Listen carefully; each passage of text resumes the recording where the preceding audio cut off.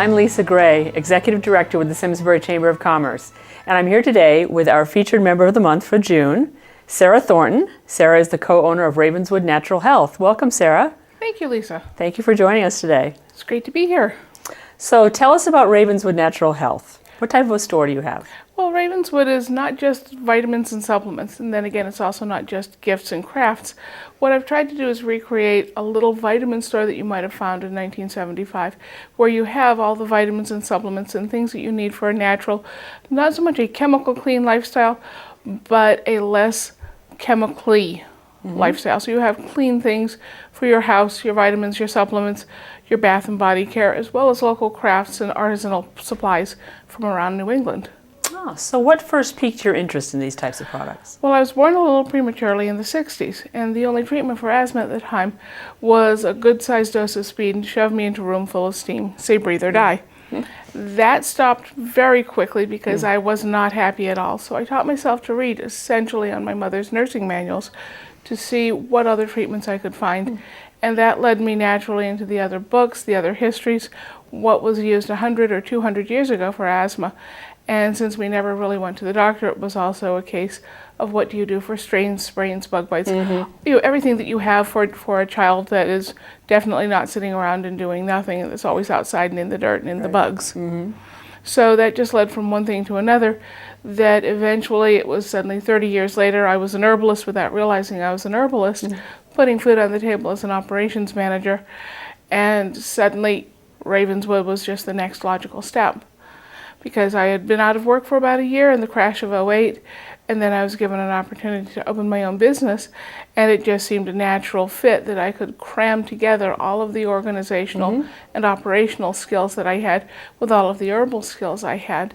And now, just to make sure that people, either who come into the store, yourself, whomever, will find that they have genuine information and not just the hogwash, the snake oil that's out there. I'm also about halfway through a clinical herbalist certification program that's actually taught by a clinical herbalist who's also an MD. And she's been doing clinical herbalism for more than 35 years now. And that's Dr. Taroni Lodog. She's very well known in the field. Excellent. So aside from just the personal experience, you have a lot of additional training as well. Very good. So your store has been open for 5 years now? 5 years. Yeah. And you've experienced a great deal of growth. Right. Why do you think the store has been so successful?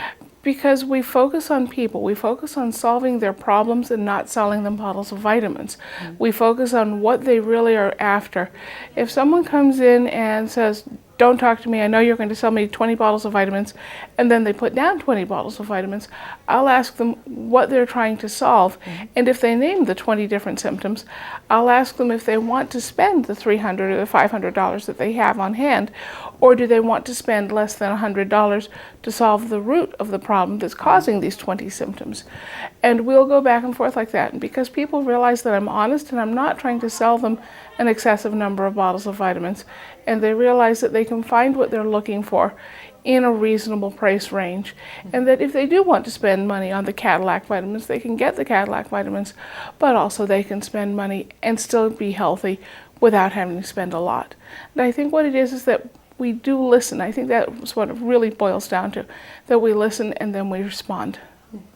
And so why do you think it's important to have a natural health store in the community? It's important for a couple of reasons.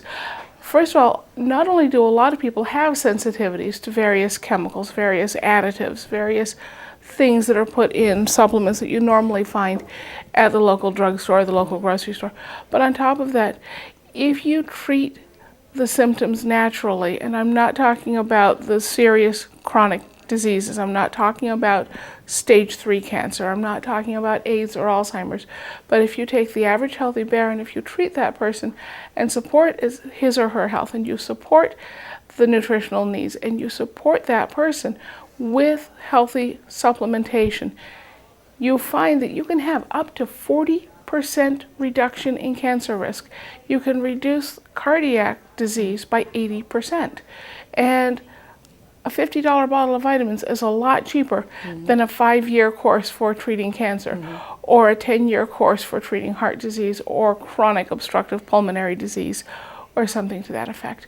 So it's really important to have an alternative, not just the Western medicine, not just the energetics. And if the energetics work for you, that's phenomenal.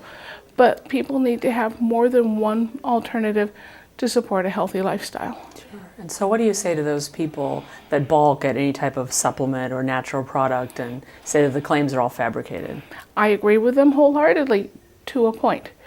You will find a lot of nonsense on the internet. You'll find a lot of nonsense that says cures AIDS, Alzheimer's, cancer, fill in the blank.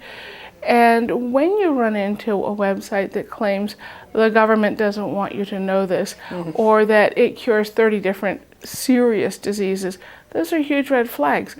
What the people at home, what you probably don't realize, is that the National Institute of Health is spending millions of dollars every year on clinical research proving, or disproving sometimes, that there are herbal supplements out there that work better than any pharmaceutical on the market currently for treating things like colon cancer, for preventing things like breast cancer, and that they are not free, but they are freely available, and that they are very much more affordable than the $300,000 or $500,000 treatments for some cutting-edge cancer treatments.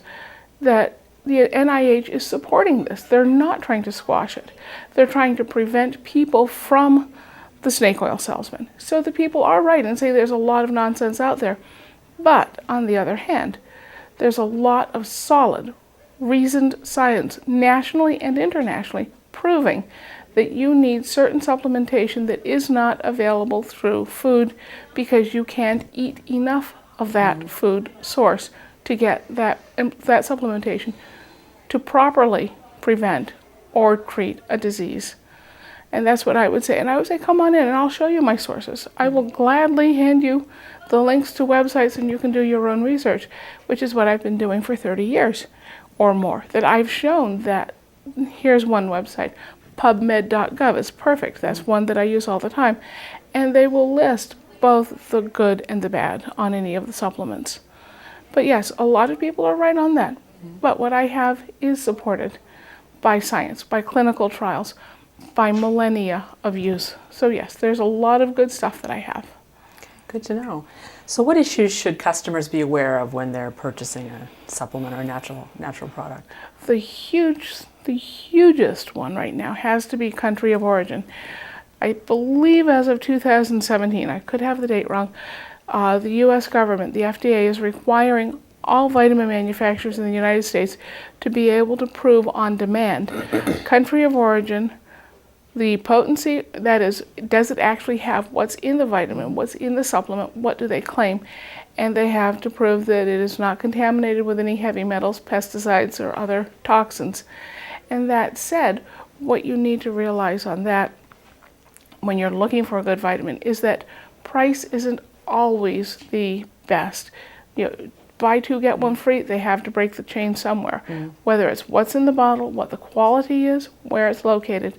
And there are a couple of countries that are very dodgy on what they put in, and I would say that you pay what you get for what you get on any of your supplementation.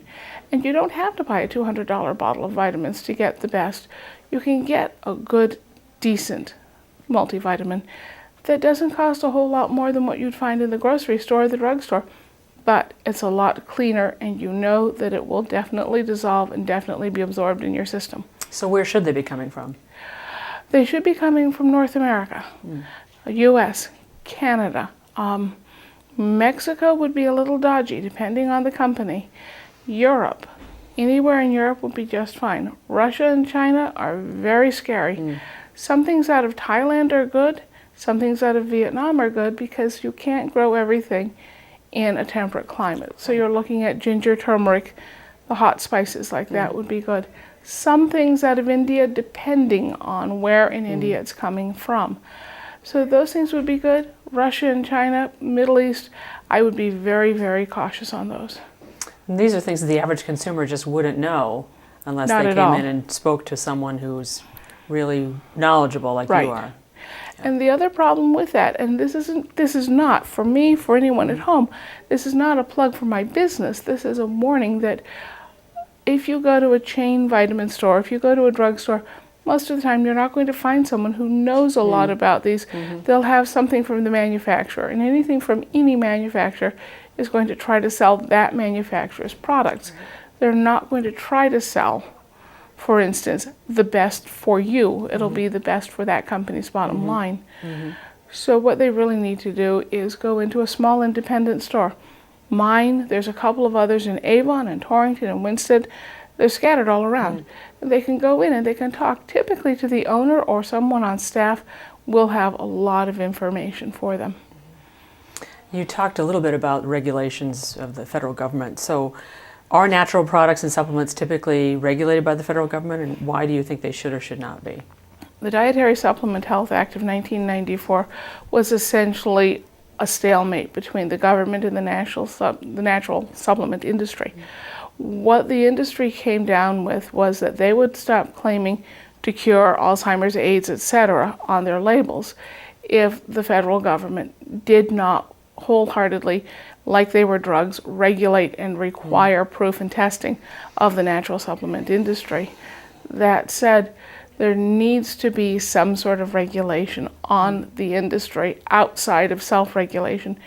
And that's exactly what the federal government is doing by forcing the natural supplement industry to prove what's in their bottles, that it's correct, that it's clean, that it's pure, that it hasn't been adulterated.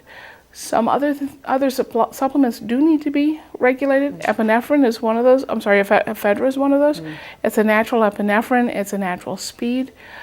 It's used in Chinese medicine. It's called Ma Huang. Very good, very effective in the correct doses. Unfortunately, Americans decide if a little's good, a lot's better, and so you have a lot of cardiac arrhythmias, you have a lot of cardiac incidents, you have several deaths when people are taking it for diet and weight loss and bodybuilding. So that had to be pulled off the market. There's a couple of others that I will not sell because they have been shown to have instant cardiac, not just arrhythmia, but death and severe side effects, and I won't sell them. But there are several that should be, and the government is looking hard at removing them from store shelves. Okay. So let's say a customer is walking into your store for the first time, looking for help with a specific medical issue. How are you going to help them? What type of questions are you going to ask? The first question I always ask any of my customers who walk through the door, and I haven't seen them before, is, have you been to the doctor? What does the doctor say? I'm not going to go against any doctor or any medical advice. If the person hasn't seen a doctor and they're coming in for, let's say, gut pain, and they're showing specific signs and symptoms of, say, cancer, of some reproductive tract or some lower intestinal tract, I'll send them to the doctor first. But if they come in and say, the doctor says I have irritable bowel symptoms, what can I take because I don't want to take whatever he has? I'll start working with that customer and ask, what are you doing now? What supplements are you taking? What medicines are you taking? What pharmaceuticals are you taking? I'll then start asking, tell me about what lifestyle you have. How much exercise do you have? How much activity do you have? Do you smoke? Do you drink? How much fatty food do you eat? I'll go through the list of what sort of diet, what sort of nutritional supplementation they have, and we'll work back and forth. And the typical that I'll do with them is that I will not say, here's a bottle of vitamins or 2 or 3 bottles of supplements that may help you with fill in the blank, whatever their fill in the blank may be. It's typically an entire recipe of these 2 plus this plus dietary changes, exercise changes. Sometimes it's a case of try removing all electronics and televisions out of your bedroom and see if that helps you sleep. I had one woman with severe insomnia. The doctor wanted to put her on Ambien, and she couldn't figure out why she couldn't sleep. She was coming in to me, and I said, what about all of this? Oh, I sleep with my cell phone on just in case, and I sleep with the television on. And I said, if you turn all of that off, pull it out of the room so the light isn't on, so the sound isn't on, and you stop watching television by 8 o'clock, you're going to sleep a lot better. And she came back 2 weeks later and said, I slept 8 hours through for the first time, and the doctor couldn't explain it. I said, because he didn't sit down and ask you what kind of lifestyle you had. So that's the sort of back and forth that I have with my customer. It's not just a matter of, hi, what do you want? The vitamins are over in that corner, the supplements are over in that corner. It's very specific, trying to work with them and solve their issues. Yeah, and you really spend a lot of time with them, it sounds like. Yes. That's great. Yes, I will usually spend 15 to 20 minutes with a customer working out what's best. If someone walks in and says, I want X and I always use X, see you later. Okay, here's X, see you later. But if they come in and say, help me work this problem out, then I'll help work them out. Now, what if someone does come in with some sort of an issue that you have never dealt with before? What type of research do you do to help that person? I'll ask them very specifically what they know about their symptoms. MTHFR, I'm not going to try to pronounce it. It's a genetic disorder that can be found in up to 30%, I think, of the population, and it's severely expressed in only about 5 or 10%, I believe. And it's a specific genetic mutation that people can't absorb or use certain vitamins correctly. For instance, I never heard of it before. I'll go out onto a website like PubMed.gov. I'll go out onto WebMD, and I'll be careful so that I don't develop WebMD-itis, because unfortunately that's a classic. I know that one. Oh yes. If you have whatever symptom, you know you have running this rampant these days. Yes. But I'll go out to a variety. I'll go out to the Mayo Clinic website. I'll go out to Sloan Kettering if it's cancer. I will find websites that have a solid educational background. Or right now, I'll even email my teacher and ask Dr. Lodog what she knows about fill in the blank. And if we have enough time, we'll work back and forth on that, and I'll find websites that have specific information on a specific disease. So are there any specific supplements that you would recommend the average person take on a regular basis as part of an overall wellness program? Anyone over the age of 9, and I do mean anyone over the age of 9, should be taking roughly 3,000 to 4,000 IU of vitamin D a day. People say, oh, I can go out in the sunshine and I can get all the vitamin D I want. Not necessarily, not in Connecticut, not in New England. What the problem with vitamin D is that you can manufacture a lot of it in the summertime when it's all nice and bright and sunny out. But when you're really fair-skinned, like I am, you can burn as quickly in the 20 minutes you need to manufacture that vitamin D.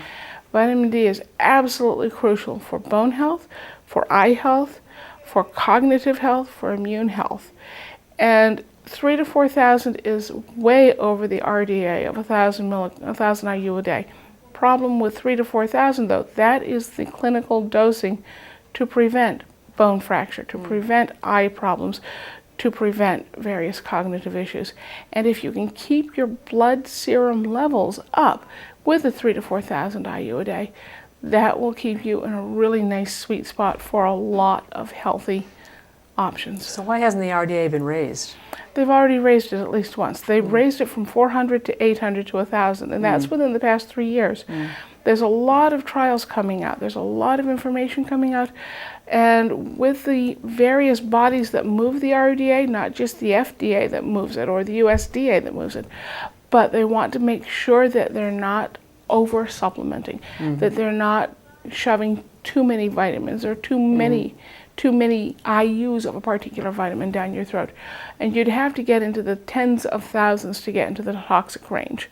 If you're taking 50,000 IU of vitamin D, that's usually with a doctor, and he's usually keeping a hard eye on your serum levels. But at 3,000 to 4,000 IU a day, that's not a problem at all. Okay. Any other supplements you'd recommend? It would depend on the age, it would depend on the gender, it would depend on what kind of food the person eats already.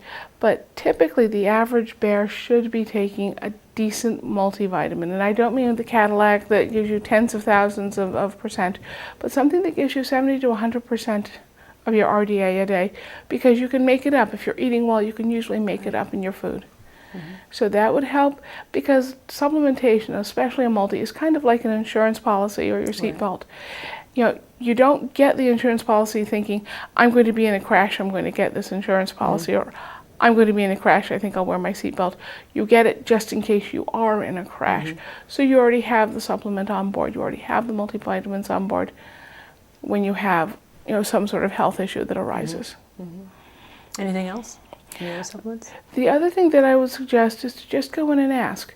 Sit down with me, with anyone else in a health food store, and just go over and say, these are the meds I'm taking, these are the supplements I'm taking. What do you think? How can I make myself healthier and not necessarily break the bank on pharmaceuticals or supplements? And between pharmaceuticals and supplements, and there can be side effects, but between the two of them, you can usually be a very healthy bear without having to spend a lot of money. So what do you see as the future for Ravenswood? Well, right now I've got 3 friends who really want to start franchises. One is talking about a vitamin truck, kind of like a food truck, but he wants to take a vitamin truck in San Antonio to the various farmers markets. I've got a friend in Tucson who wants to open a franchise, and I've got another one who wants to open one on Cape Cod. So that said, I don't know if I'm going to be franchising soon or not. I've already expanded as far as I can into the building that I have. The next 2 to 3 years will probably be me looking at the 4-car garage out back to see how I can expand into that and what I can use it for. And probably within 10 years, I would say you'd probably be finding a new building in the gravel parking lot right next to us and expanding us a little further. So that's my genuinely solid feeling on the matter right now. Excellent. Glad to hear business is so good. It's booming. All right. Is there anything else you'd like to add today? Nope. Come on down, enjoy, see what you can find. All right. Thank you so much, Sara. Thank you. I'm Lisa Gray, Executive Director with the Simsbury Chamber of Commerce, and this has been Sara Thornton, co-owner of Ravenswood Natural Health. Thank you for joining us today.